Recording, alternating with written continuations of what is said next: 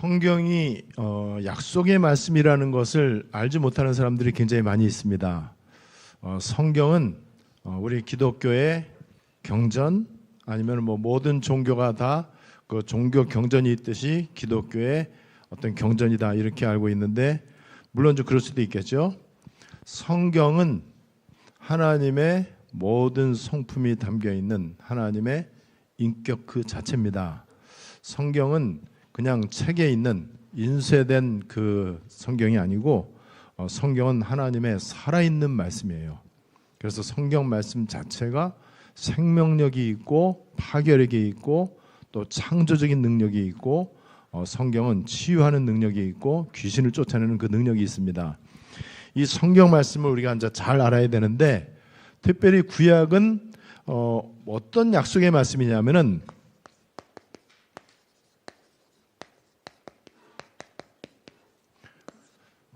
구약은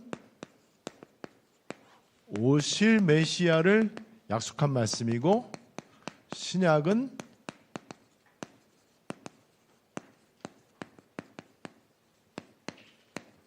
약속대로 오신 예수님입니다. 그리고 신약은 심판주로 재림주로 다시 오실 예수님에 대해서 얘기하고 있습니다.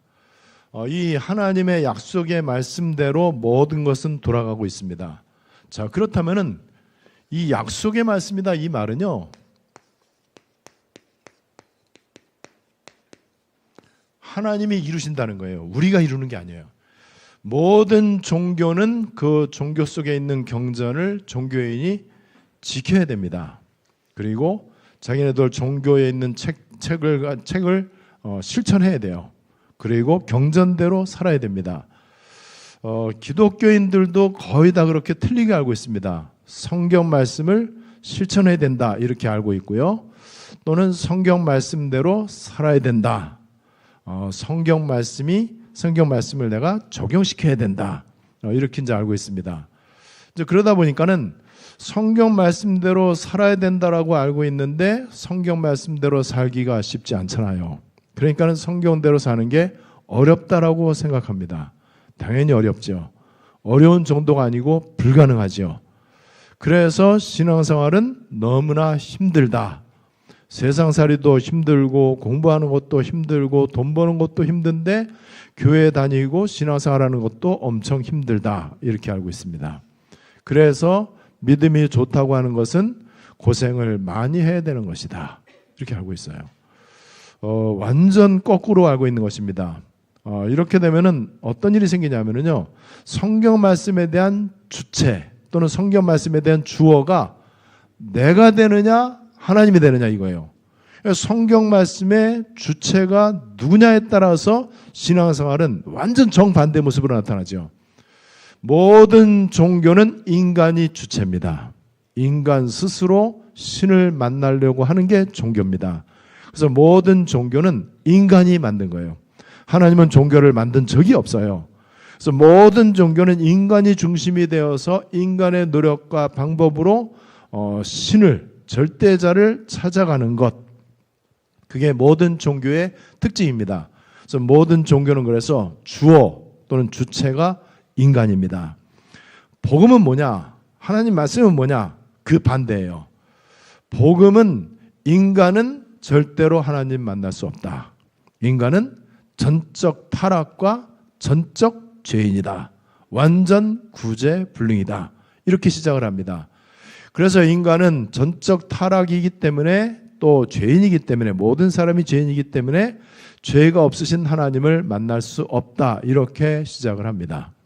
그래서 하나님이 직접 찾아오시는 게 복음이에요.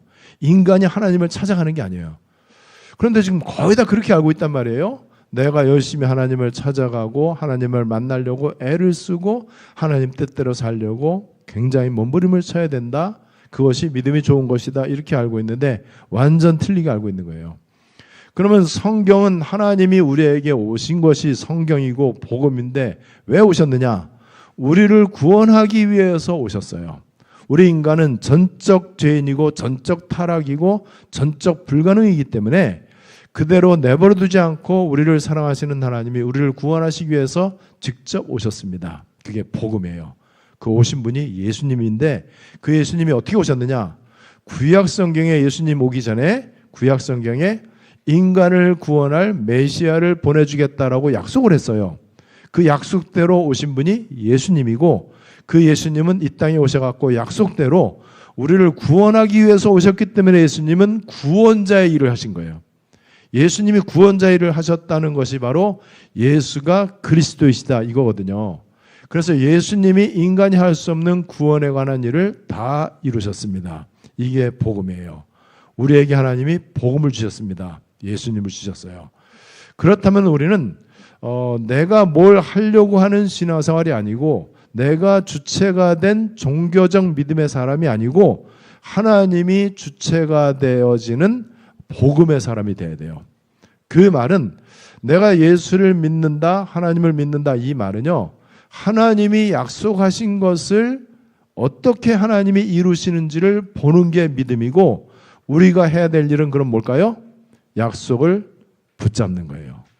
나에게 주신 약속을 붙잡는 겁니다. 그 약속이 성경이거든요. 성경 말씀을 붙잡는 거예요. 어떻게 붙잡느냐? 약속으로 붙잡는 거예요. 약속으로 붙잡았더니 하나님이 그 약속을 지키시는 것이 믿음이고 응답입니다. 약속 붙잡은 사람에게 하나님은 약속을 이루십니다. 붙잡지 않은 사람에게는 하나님은 약속을 이루지 않습니다. 그래서 약속을 붙잡지 않고 무턱대고 하나님 앞에 뭐 달라고 하는 거는 틀린 거예요. 우리는 약속을 붙잡으면 하나님의 약속에 근거해서 약속을 지키는 게 하나님의 주특기이기 때문에 하나님은 약속을 이루실 것입니다. 그래서 신앙생활은 내가 뭔가를 하는 게 아니고 되어지는 것이다. 하나님이 하시는 것이고 우리는 하나님 하시는 것을 보는 것이다. 이게 바로 성경 말씀이에요. 그렇다면은 성경 말씀이 하나님의 약속이다 그러면은 성경 말씀을 볼 때 부담되는 게 아니고 기대가 되어져야 돼. 내가 할 일은 성경대로 살려고 노력하는 게 아니고 성경 말씀을 하나님의 약속의 말씀으로 믿고 붙잡는 것입니다. 약속을 잘 붙잡는 거예요. 그래서 언제든지 시대마다 하나님은 약속 붙잡은 사람을 통해서 약속을 이루셨습니다. 그 믿음을 가지고 우리는 언약적 믿음 이렇게 얘기를 해요. 그래서 언약적 믿음은 그거예요.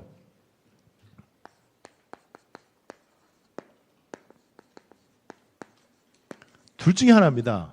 약속을 붙잡는 믿음이냐 하나님의 말씀대로 살려고 몸부림치는 믿음이냐 이게 바로 언약적 믿음이고 이게 바로 종교입니다. 언약이 바로 이제 복음이죠. 그래서 이제 주체가 이제 틀리단 말이죠. 자, 그래서 신앙생활은 투두가 아니에요. 투비예요. 내가 주체가 되면은 투두지요. 뭘 하는 거죠. 그래서 뭘 많이 해야 된다고 생각을 해요. 많이 해요. 내가 주어 자리에서 빨리 빠져야 돼. 그래서 내 인생의 주어 그 자리에 하나님이 들어가셔야 돼. 그래서 신앙생활을 잘하는 거는요. 갈라디아서 2장 20절 예수님과 함께 십자가에 죽는 거예요. 내가 주인이라고 하는 그 생각을 완전 내려놓는 겁니다. 그래서 내가 나를 완전 내려놓는 걸 가지고 복음 입사라고 하는데 여러분 우리는 하나님이 이 부분에 대해서 하나님 우리를 저 증인으로 부르셨거든요. 증인인데 어떤 증인이냐? 항상 증인이 돼야 돼요. 어떤 증인이냐? 내가 성경대로 살았더니 하나님이 나에게 복을 주셨다 그러면은 거기에 뭐가 두 가지가 강조되는지 아세요? 내가 하나님의 뜻대로 살았다 이게 강조가 돼. 그리고 복 받았다 이게 강조가 돼. 그게 뭐죠? 인간의 의와 떡. 인간의 의와 떡이 강조돼요. 그런데 나는 하나님 앞에 정말 아무것도 아닌 존재인데 내가 언약만 붙잡았는데 하나님이 나를 왕 앞에 서게 하셨다. 그거예요. 여러분 요셉은 총리가 되려고 애를 쓰지 않았습니다. 그리고 다윗도 다윗의 인생의 가장 최우선순위는요. 자기가 정치가로서 성공하는 게 아니에요.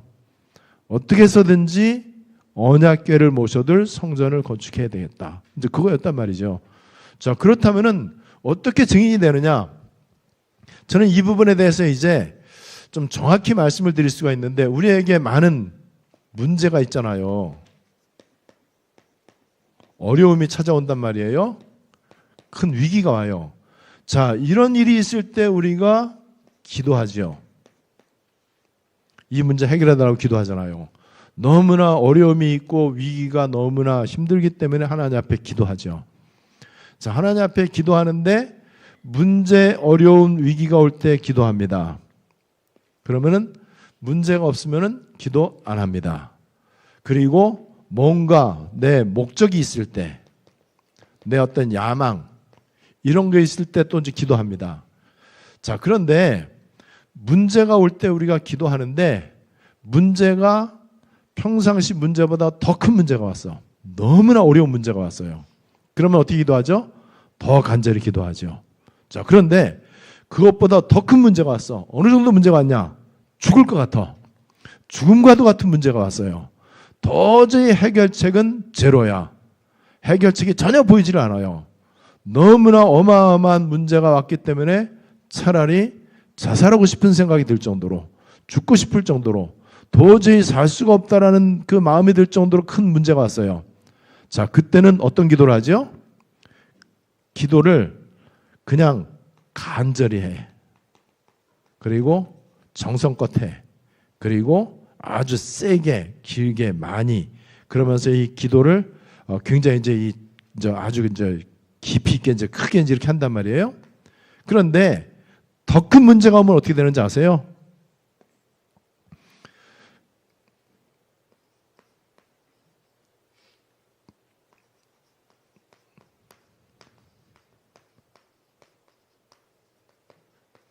기도 외에는 할 게 없다. 자, 그러면 이렇게 이제 그 한자 말로 절대절명, 이런 죽을 수밖에 없는 이런 문제가 왔고 도저히 해결책이 보이지 않은 어려운 문제가 왔을 때는 어떻게 하느냐?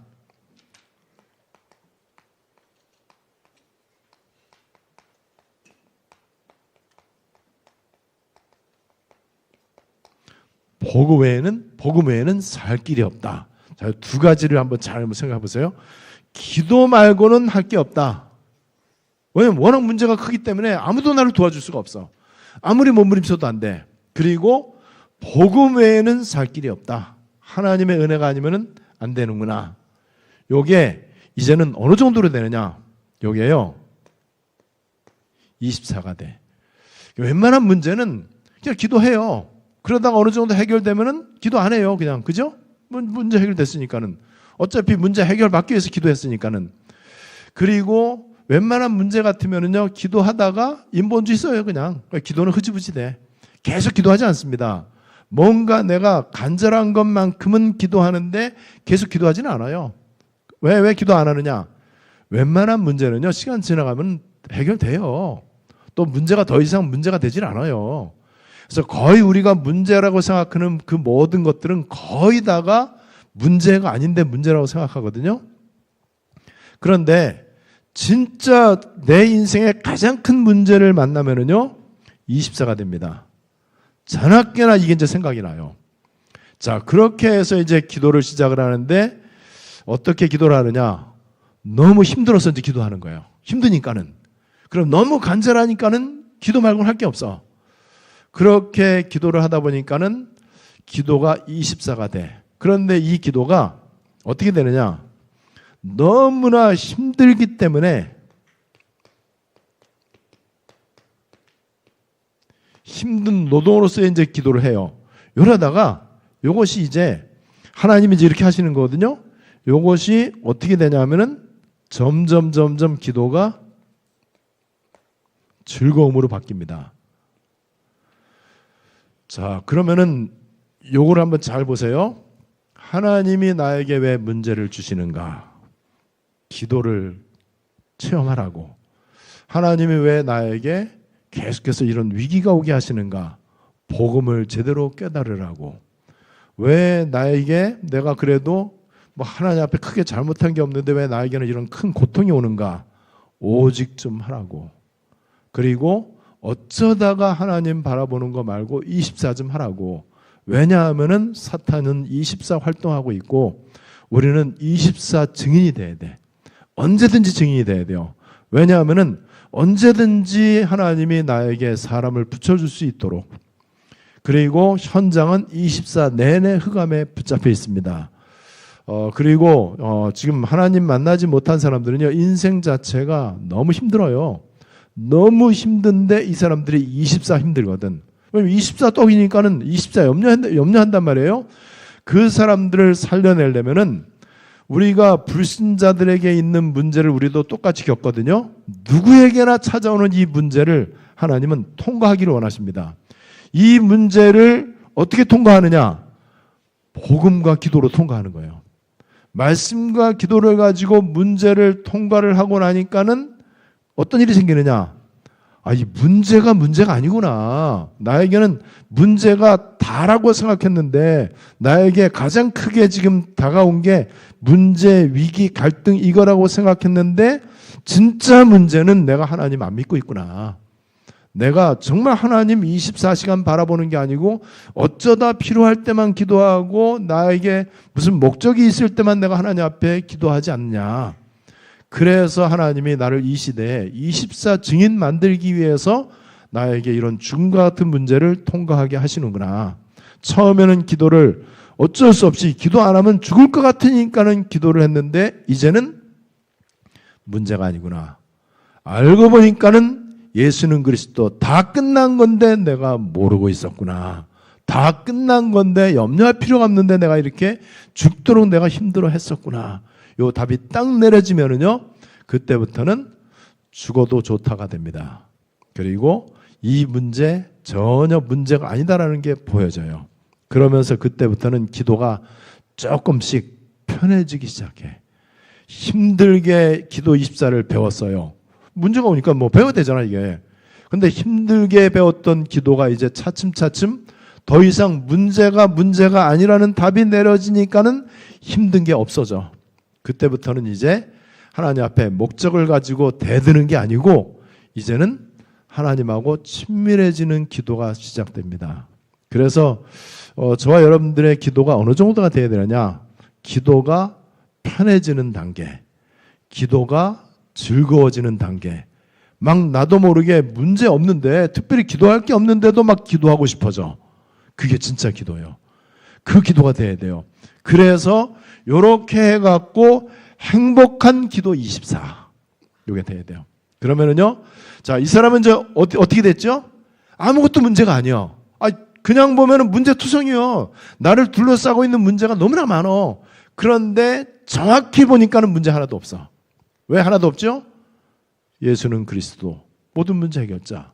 이제는 괄호 안 열어. 전에는 괄호 열고 내 거는 꼭 이 문제는 진짜 문제다라고 생각을 했어요. 근데 이제는 괄호 열지 않아도 돼. 모든 문제가 다 해결됐어요. 그러면은 이 사람은 이제 드디어 문제 속에서 고통당하고 있는 사람에게 답을 줄 자격이 생겼어요. 그죠? 어떤 자격이에요?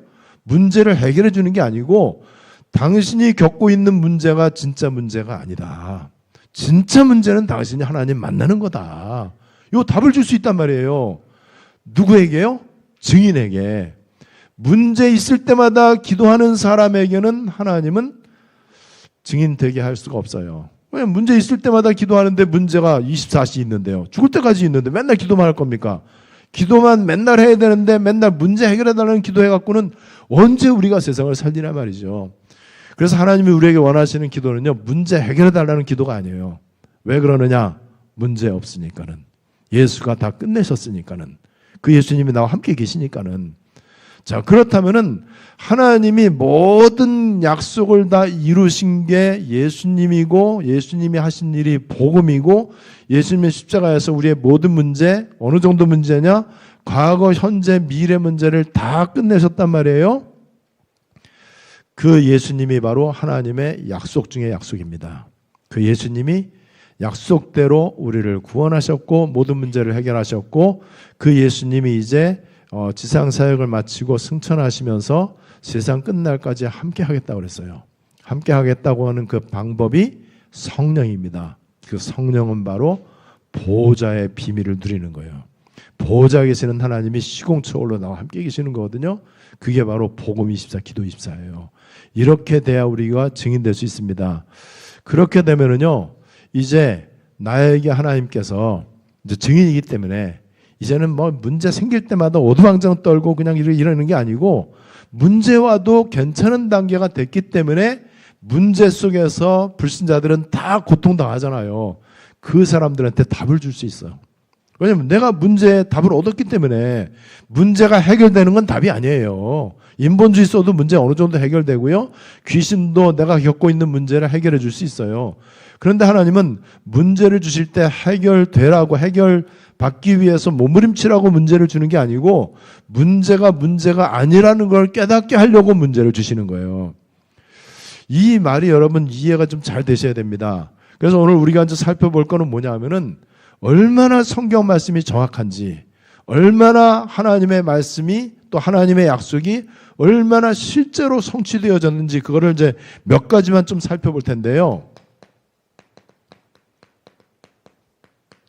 구약의 주제가 이제 메시아란 말이에요. 메시아를 보내주겠다라고 하나님이 약속을 했는데 이 약속이 어떻게 성취됐는지 한번 보세요.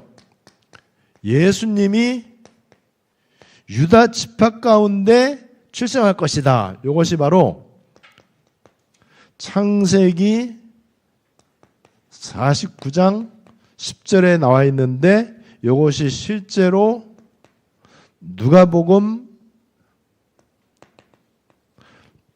3장 23절로 33절에 성취됐습니다. 창세기 49장 10절에 보면은요, 야곱이 자기의 12 아들들에게 이제 유언을 하면서 이제 장래 일을 이제 말해주는 거거든요. 그 중에 이제 뭐라고 그러냐면은 유다 지파.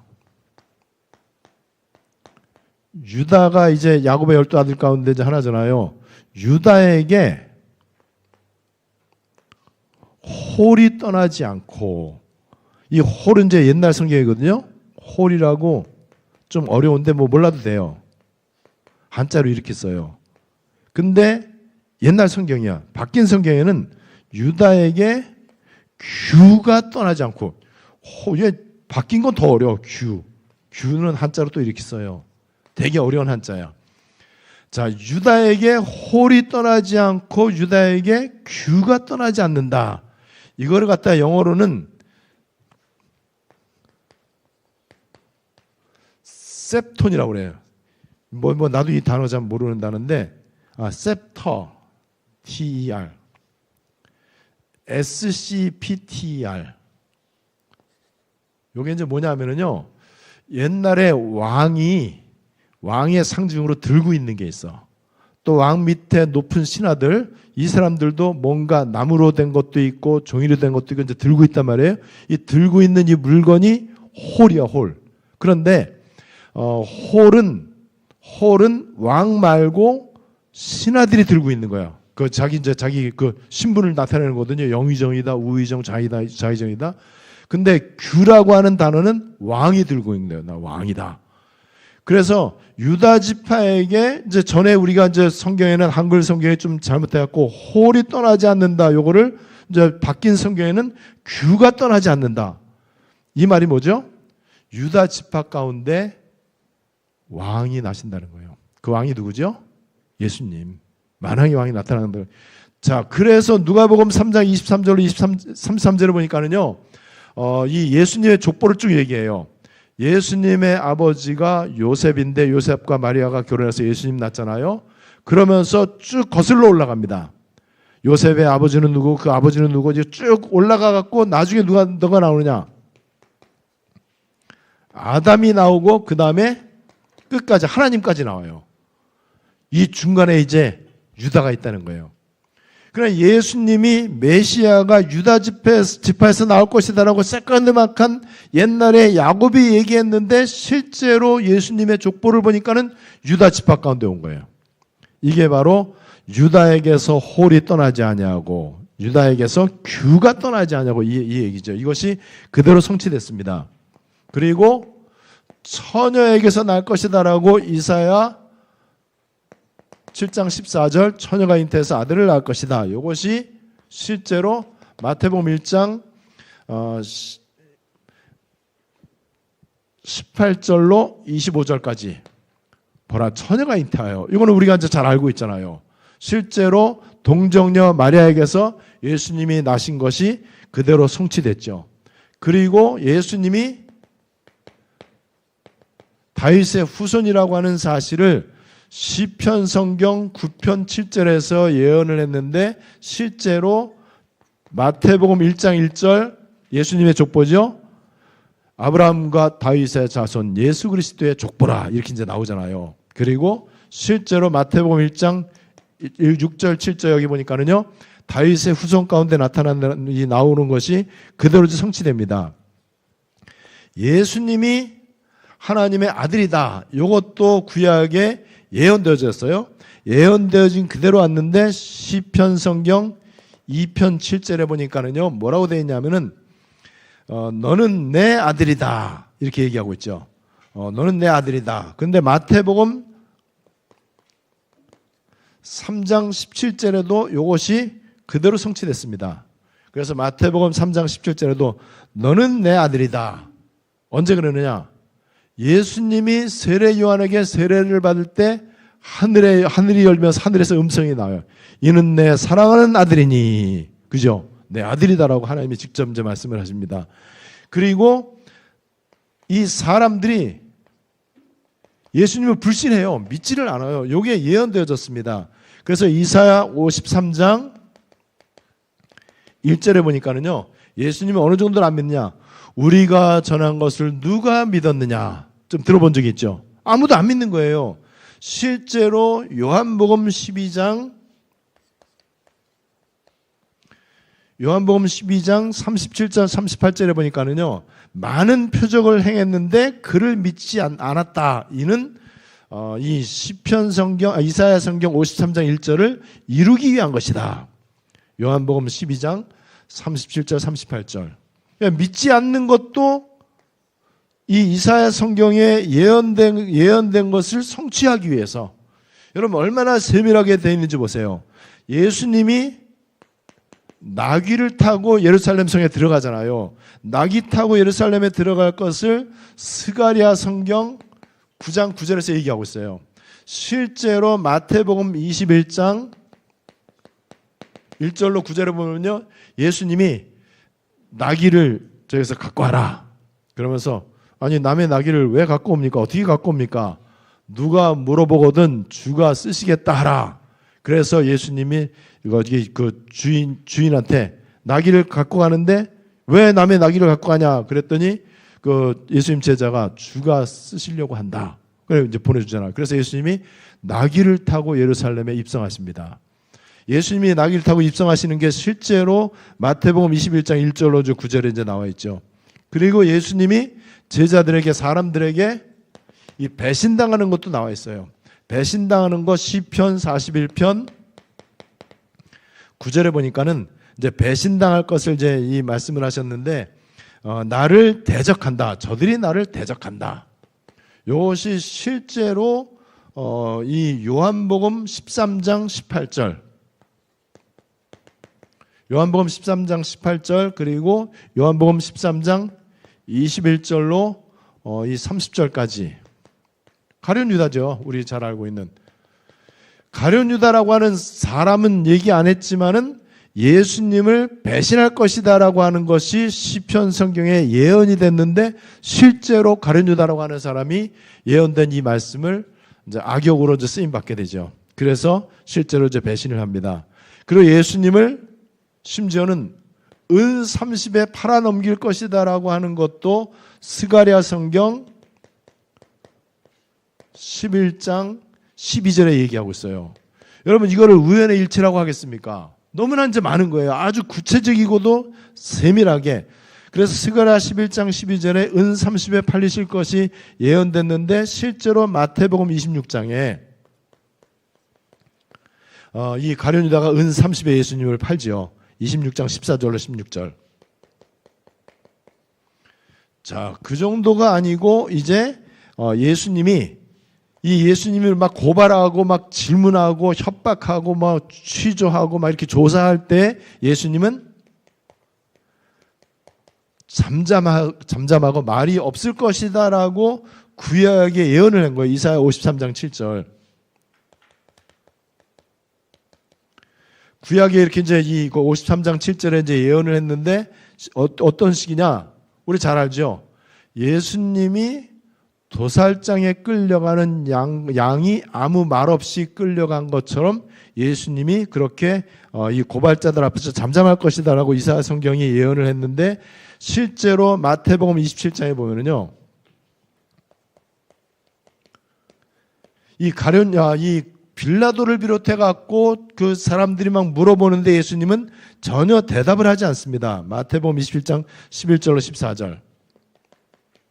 아무런 대답을 안 했다라고 얘기를 하는데 그거조차도 구약 성경에 예언되어져 있던 그 말씀이에요. 그리고 예수님의 옷을 제비 뽑잖아요. 예수님의 옷을 제비 뽑는 것까지도 구약에 나와 있습니다. 시편 22편 18절. 실제로 예수님의 옷을 제비 뽑아갖고 이제 사람들이 갖게 되는데 마태복음 27장 35절. 여러분 이 예언되어진 말씀하고 성취된 말씀하고 이 갭이 얼마나 큽니까? 수백 년 갭이 있잖아요. 그런데 이렇게 직접 예수님이 지금 십자가 고난을 당하는 것을 눈으로 보면서 성경을 기록한 것 좀 이렇게 정확하게 이제 예언을 했단 말이죠. 그리고 예수님이 이제 조롱을 당하시잖아요. 예수님을 조롱하는데 시편 성경에 보면은요, 시편 22편 7절 8절을 보면은 저희가 예수님을 어떻게 조롱하느냐, 이 조롱을 하는데 저들이 나를 비웃으며 입을 삐죽대며 머리를 흔들며 그 다음에 네가 하나님의 아들이거든 거기서 십자가에서 내려와라 이렇게 조롱하는데 이게 그대로 성취되는 게 마태복음 27장이에요. 마태복음 27장 39절로 43절. 굉장히 정확하죠. 거의 뭐 토시 하나 안 틀릴 정도로 이제 거의 정확합니다. 그래서 이 마태복음 27장 39절로 43절에 네가 하나님의 아들이면은 하나님이 너를 구원할 거 아니냐라고 막 조롱하잖아요. 너무나 예언한 그대로 이렇게 이제 되어집니다.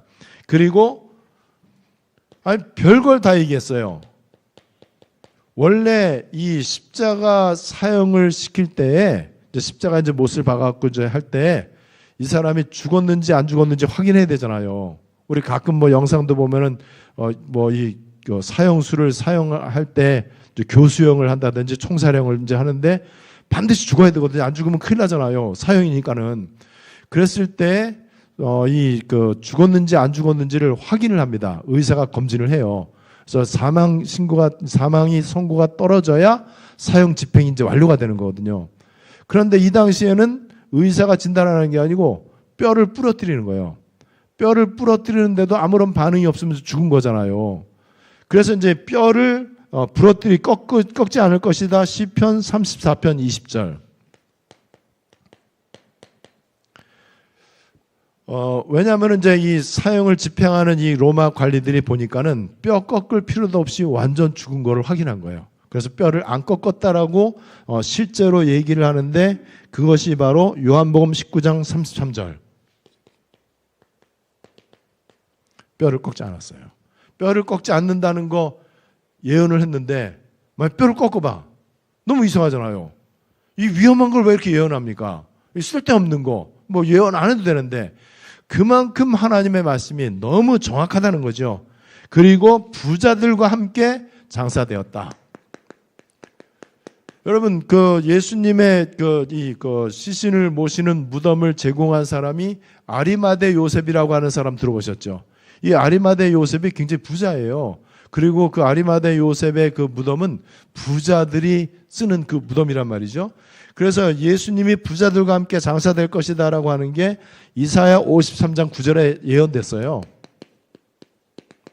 근데 실제로 마태복음 27장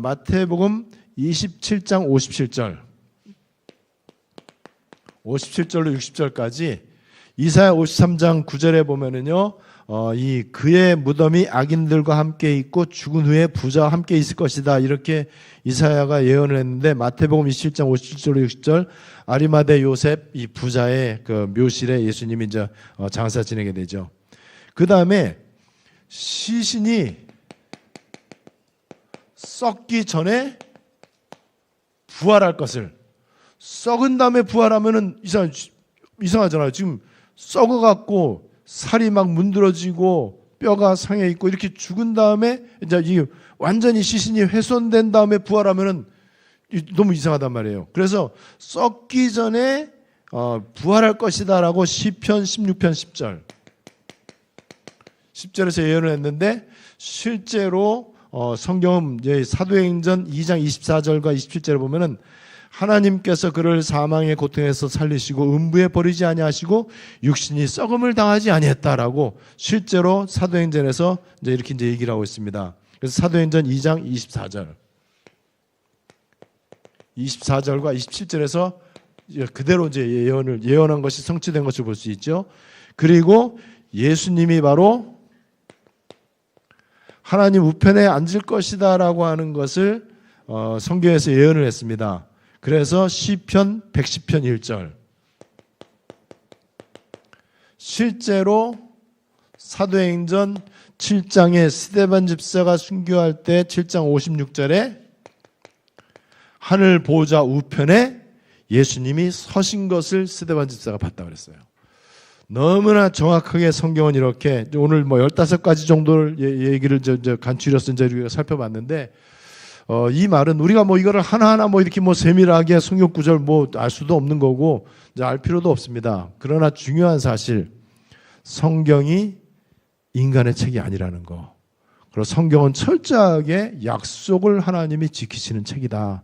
성경은 약속의 말씀이다. 명령이 아니다. 우리의 삶의 지침서가 아니다. 윤리 교과서가 아니다. 성공에 관한 책이 아니고 성경은 위인전도 아니다. 근데 다 이제 그런 식으로 이제 알고 있단 말이에요. 그렇지 않죠.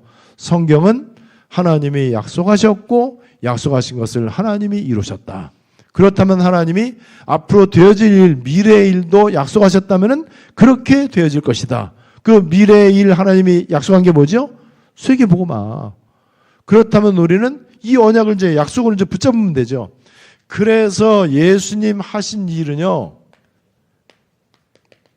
예수님 하신 일은 구약의 모든 예언을 이루신 것인데 그게 바로 구원이고 그리스도고 임마누엘이에요. 그리고 요한복음 19장 30절에 다 이루었습니다. 예수님 하신 일 착한 일 아니에요. 사업을 잘 되게 하거나 우리를 건강하게 오래 살게 하거나 부자 되고 성공시키는 걸 예수님 하신 적이 없어요. 예수님은 구약에 예언되어진 하나님의 약속의 말씀을 다 이루셨습니다. 그 약속의 아주 종합적인 결론이 뭐죠? 우리를 구원하시겠다. 우리의 모든 문제를 대신 해결해 주실 것이다. 예수님이 이걸 하신 거예요. 자, 그렇다면은 마지막으로 미래에 되어질 일은 당연히 237 5천 종족 복음화를 하나님이 이루실 것이다. 누구를 통해서요? 약속 붙잡는 믿음의 사람들이 증인되어질 때에, 남은 자가 될 때, 환난을 다 통과하고 끝까지 오직의 하나님으로 결론 내릴 때, 보호자의 하나님을 바라보고 복음이 24가 되어지고 기도가 24가 되어지는 사람을 통해서 하나님은 아직 성취되지 않은 미래의 일들을 성취하실 것이다. 이게 바로 성경 말씀 전체 이 약속의 말씀이라고 하는 이 핵심 내용입니다. 오늘 우리가 굉장히 이제 중요한 부분을 우리가 좀 잘 알지도 못했던 성경 구절들이고 이 내용들이지만은 아주 세밀하게 별거 아니고 은 30이다, 뼈를 꺾지 않는다, 제비 뽑기 한다, 이런 것까지도 다 예언된 그대로 되어졌다면은 앞으로 전 세계도 성경 말씀대로 되어질 것이다. 그렇다면 우리는 말씀의 흐름만 따라가면 될 것이다. 오늘 약속의 말씀이라고 하는 이 말씀 여러분들에게 은혜가 되고 응답이 되고 최고의 말씀 성취가 되시기를 바랍니다. 우리 한번 합심으로 한번 기도하겠습니다. 성경 말씀은 약속의 말씀이지 명령의 말씀이 아니에요. 성경은 하나님의 언약이지 윤리 교과서도 아니고 성공 지침서도 아니고 역사책도 아니고 위인전도 아니라는 사실. 성경은 살아있는 하나님의 약속의 말씀이라는 사실. 우리 이 약속의 말씀 붙잡고 우리 합심으로 우리 약속의 말씀이 믿어지고 내가 언약을 잘 붙잡게 하시고 그래서 나를 통해서 하나님의 약속 마지막 최고 약속인 세계복음화가 이루어지게 해주시옵소서. 우리 합심으로 다 같이 기도하시겠습니다.